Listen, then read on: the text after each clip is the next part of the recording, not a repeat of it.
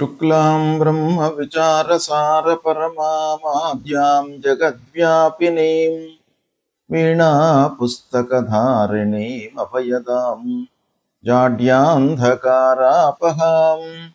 हस्ते स्फाटिकमालिकां विदधतीं पद्मासने संस्थितां वन्दे तां परमेश्वरीं भगवतीं बुद्धिप्रदां शारदां శ్రీ మహాగణాధిపతయే నమః.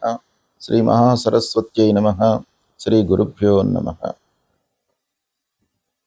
2026వ సంవత్సరం ఏప్రిల్ మాసంలో గ్రహస్థితి ఎలా ఉంది అనే విషయాన్ని మనం చూసినట్టయితే, ఈ ఏప్రిల్ మాసంలో సూర్యుడు 11వ తారీఖు వరకు మీనరాశిలో సంచరిస్తున్నాడు.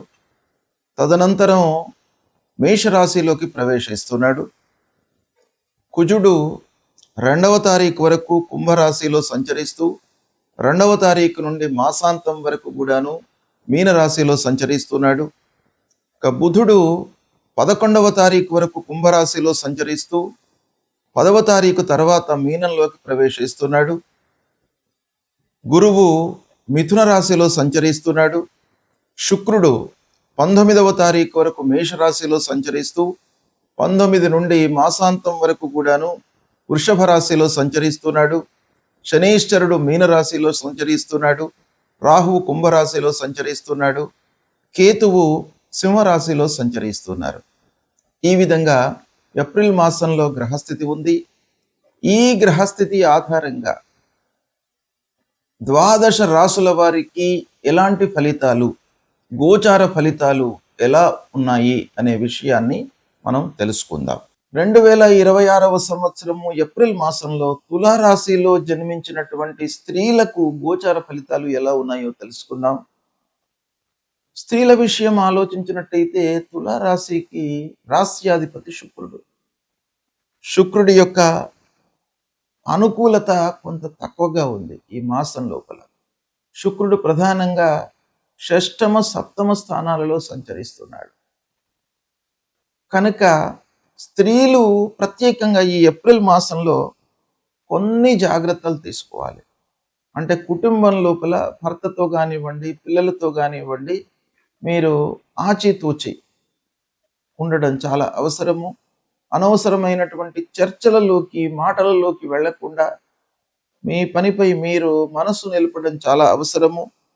అయితే భర్తతో అనుబంధం మట్టుకు బాగానే ఉంటుంది, ఆ విషయంలో ఇబ్బంది లేదు. కానీ ఆర్గ్యుమెంటేషన్లోకి వెళ్లకుండా ఉండడం చాలా అవసరము. ఓవరాల్గా సంతోషంగానే ఉంటారు. ఆర్థికంగా స్థిరత్వం కనబడుతోంది. డబ్బు విషయంలో మీకు ఏమీ ఇబ్బంది ఉండదు. స్త్రీలు కూడాను ఈ మాసంలో సంతృప్తికరంగా ఉంటారు. చేతిలో డబ్బు ఉంటుంది. ఇక భాగస్వామి విషయం లోపల, భర్త విషయంలో ముఖ్యంగా అనుకూలత కనబడుతుంది. పార్ట్నర్షిప్లో వ్యాపారం చేస్తున్నటువంటి స్త్రీలు కొన్ని జాగ్రత్తలు తీసుకోండి.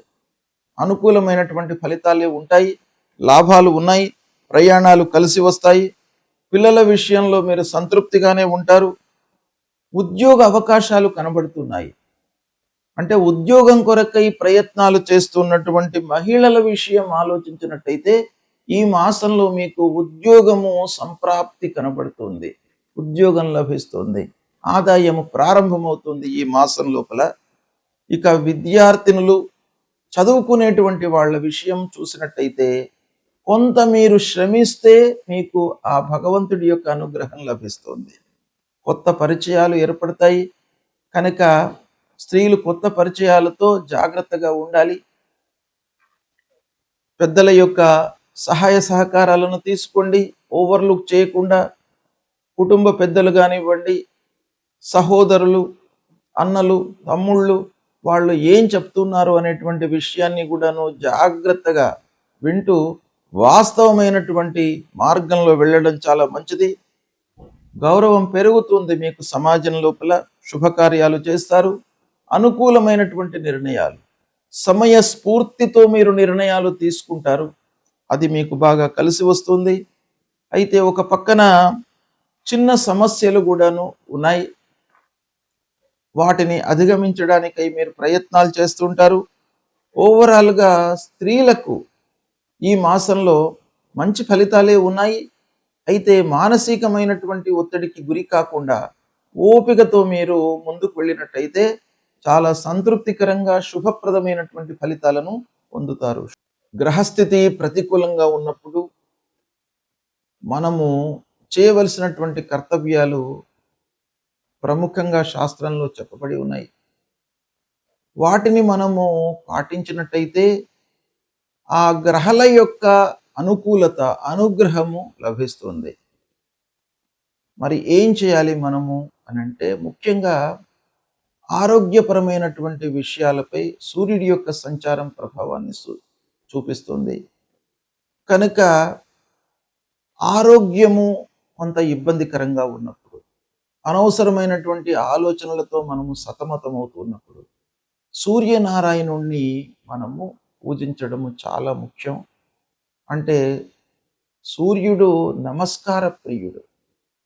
కనుక మనం చేయవలసింది ఏంటంటే, ప్రతినిత్యం కూడాను ఉదయాన్నే స్నానం చేసి కొద్దిగా ఎండలోకి వచ్చి సూర్యుడికి 12 వారము అనంటే 12 సార్లు మీరు సూర్యుడికి నమస్కారం చేసుకోండి. సూర్యుడికి నమస్కారం చేస్తూ భూమికి కూడాను నమస్కారం చేయండి. తద్వారా సూర్యనారాయణుడి యొక్క అనుగ్రహము లభిస్తుంది. అప్పుడు మీకు ఆరోగ్య సమస్యలు లేకుండా చూస్తాడు, మిమ్మల్ని కాపాడుతాడు. ఆదిత్య హృదయము పారాయణం చేసుకోండి. ఆదిత్య హృదయం మూలకంగా మీకు శారీరక ఇబ్బందులు లేకుండా మిమ్మల్ని ఆ సూర్యుడు కాపాడుతాడు. మూలమంత్రాన్ని జపించండి. జపా కుసుమ సంకాశం కాశ్యపేయం మహద్యుతిం తమోరిం సర్వపాపఘ్నం ప్రణతోస్మి దివాకరం అనేటువంటి మూలమంత్రాన్ని ప్రతినిత్యం కూడాను చదువుకోండి. ఇక అంగారకుడు, కుజుడు కూడాను ప్రధానమైనటువంటి గ్రహము. తొందరగా మనను రియాక్ట్ చేసేటువంటి గ్రహం. అనవసరమైనటువంటి విషయాల లోపల కూడాను మనను ఇన్వాల్వ్ చేసి ఆ పనులలో మనను నిమగ్నమయ్యి అనవసరమైనటువంటి ఇబ్బందులను మనకు కలిగించేటువంటి గ్రహము కుజుడు. ప్రతికూలంగా ఉన్నప్పుడు మీరు సుబ్రహ్మణ్య స్వామి దేవాలయానికి వెళ్ళడము, సుబ్రహ్మణ్యాష్టకము చదువుకోవడము. ఇక కుజుడికి సంబంధించినటువంటి మూల మంత్రం ధరణీ గర్భ సంభూతం విద్యుత్కాంచన సన్నిభం కుమారం శక్తిహస్తంచ మంగళం ప్రణమామ్యహం అనేటువంటి ఈ మంత్రాన్ని ప్రతినిత్యం కూడాను చదువుకోండి. అంగారకుడు మీకు అనుగ్రహించి అనుకూలమైనటువంటి ఫలితాలను ఇస్తాడు. ఇక బుధుడు వ్యాపారము, మన బుద్ధి, ఆలోచన, సరి అయినటువంటి నిర్ణయాలు తీసుకోవడం పైన బుధుడి యొక్క అనుకూలత చాలా అవసరం. కనుక ఆ బుధుడిని అనుగ్రహము కొరకై విష్ణుమూర్తిని స్మరించండి. విష్ణు సహస్రనామ పారాయణం చేసుకోండి ప్రతినిత్యం కూడాను. ఇకపోతే గురువు ప్రధానమైనటువంటి గ్రహము. గురు ప్రతికూలంగా ఉన్నప్పుడు సద్గురువులను సందర్శించుకోండి. దక్షిణామూర్తి స్తోత్ర పారాయణాన్ని చేయండి. దత్తాత్రేయ స్వామి దేవాలయానికి వెళ్ళండి. దేవానాంచ ఋషీణాంచ గురుం కాంచన సన్నిభం వందనీయం త్రిలోకానాం తం నమామి బృహస్పతిం అనేటువంటి మూల మంత్రాన్ని ప్రతినిత్యం కూడాను చదువుకోండి. ఆ గురువు యొక్క అనుగ్రహము మీకు లభిస్తుంది. అదేవిధంగా శుక్రుడు మనకు అన్ని విధాలుగా సంతోషాన్ని కలిగించేటువంటి గ్రహం. కాబట్టి ఆ శుక్రుడి యొక్క అనుగ్రహం కొరకు మీరు ఏం చేయాలి? మహాలక్ష్మి అష్టకాన్ని ప్రతినిత్యం కూడాను చదువుకోండి. తద్వారా శుక్రుడి యొక్క అనుగ్రహం లభిస్తుంది.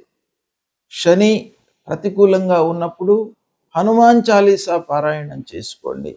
ఆంజనేయ స్వామి దేవాలయానికి వెళ్ళండి. నీలాంజన సమాభాసం రవిపుత్రం యమాగ్రజం ఛాయా మార్తాండ సంభూతం తం నమామి శనైశ్చరం అనేటువంటి మూలమంత్రాన్ని చదువుకోండి. రాహు ప్రతికూలంగా ఉన్నప్పుడు అమ్మవారి దేవాలయానికి వెళ్ళండి. రాహు మూలకంగా మనకు ఎన్నో ఇబ్బందులు, భయము, ఆందోళన ఇలాంటివన్నీ కూడాను కలిగే అవకాశాలు ఉంటాయి. ఛాయాగ్రహము మనిషి కంటే కూడాను ఛాయ అనేటువంటిదే చాలా మనకు ప్రధానంగా మనను ఇబ్బంది పెట్టేటువంటి గ్రహము. కనుక అమ్మవారిని దర్శించుకోండి. అర్ధకాయం మహావీర్యం చంద్రాదిత్య విమర్దనం సింహికా గర్భ సంభూతం తం రాహుం ప్రణమామ్యహం అనేటువంటి మంత్రాన్ని ప్రతినిత్యం చదువుకోండి. ఇక కేతువు మీకు ప్రతి విషయం లోపల కూడాను ఒక విరక్తి భావనను కలిగించేటువంటి గ్రహము. ప్రతికూలంగా ఉన్నప్పుడు తప్పకుండా మీ లోపల వైరాగ్యాన్ని ఇస్తాడు. అంటే ఆ పని పైన మీకు అశ్రద్ధను కలిగిస్తాడు. శ్రద్ధ అనేటువంటిదే చాలా ముఖ్యమైనటువంటిది.